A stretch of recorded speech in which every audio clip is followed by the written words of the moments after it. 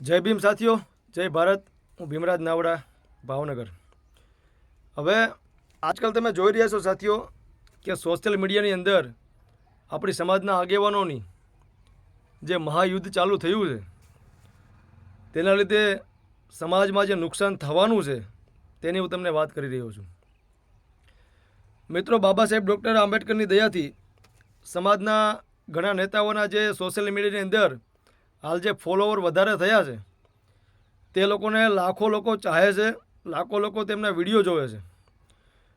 મિત્રો, આ લોકોને જે સમાજના જે પબ્લિક, સમાજની જે જનતા આ લોકોના વિડીયો જોવે છે, આ લોકોને ફોલો કરે છે, આ લોકોને અનુસરે છે, તો આ લોકોને શું અંદરો અંદર ડખા કરી અને સમાજમાં શું શીખવાડવા માંગે છે?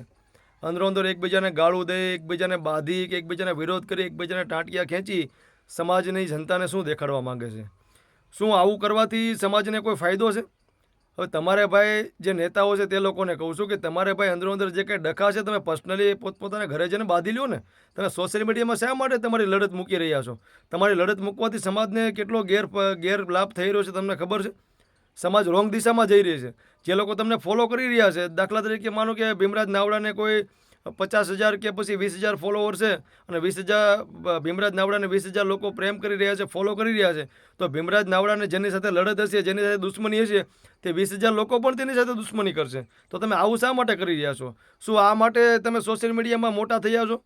તો પછી તમે સમાજની વચ્ચે એવું કહી દો કે ભાઈ અમારા સમાજને કાંઈ લેવા દેવા નથી, અમે તો સોશિયલ મીડિયામાં પૈસા કમાવા માટે અને ફેમસ થવા માટે મોટા થયા છીએ. તો અમે પણ નાના મોટા વિડીયો બનાવીને સમાજના જનતાને કહીએ કે ભાઈ તમે આ લોકોને ફોલો નહીં કરતા, આ લોકોને તમે વિડીયો નહીં જોતા, આ લોકોની પોસ્ટ તમે નહીં જોતા, જેથી કરીને અમારી સમાજમાં કોઈ ગેરવર્તણૂક ઊભી ન થાય.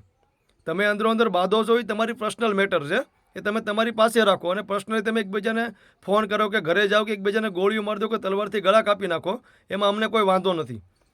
પણ તમે જે સોશિયલ મીડિયામાં આજે તમારી લડાઈઓ મૂકી રહ્યા છો તેનાથી અમારી સમાજમાં ઇફેક્ટ પડે છે.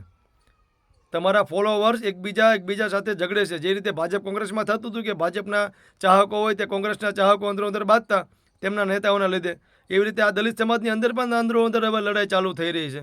તો સમાજના આગેવાનોને મારી નમ્ર વિનંતી કે તમે જે અંદરો અંદર તમારા ડખા છે તમે તમારા ઘર પૂરતા રાખો, સોશિયલ મીડિયામાં વાયરલ ના કરો. અથવા તો તમે સોશિયલ મીડિયામાં કહી દો કે ભાઈ અમારા સમાજ હારે કોઈ લેવા દેવા નથી, આ અમારી પર્સનલ મેટર છે. જય ભીમ, જય ભારત.